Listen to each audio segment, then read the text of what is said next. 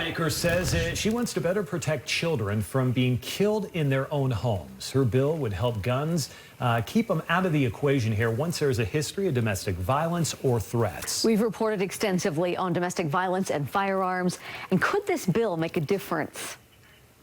Every single one is just such a tragedy. Representative Marcia Judkins says too many of Utah's mothers and children have been shot and killed by someone they live with. It doesn't have to be that way, right? Judkins wants the law to come down harder on domestic violence offenders illegally holding on to their guns. We do want to protect people's Second Amendment rights, but people do things that cause them to lose those rights every day. Current Utah law has stiffer penalties for someone caught with a gun while on probation for drug possession than someone convicted of domestic violence. All it is doing is it's just raising it up to a level that I think is appropriate. The Provo Republican wants to bump up potential prison time for those with felony domestic violence convictions and for anyone under a protective order involving an intimate partner.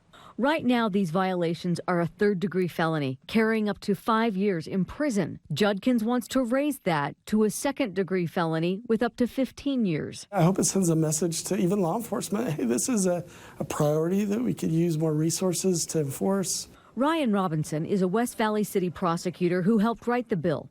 He says police prioritize more serious crimes, so if the bill passes, they'll spend more time and energy on these cases. It deserves detective work, it deserves search warrants, the things that you do for serious cases. More investigation that Judkins is certain will help. To make sure that these victims are safe.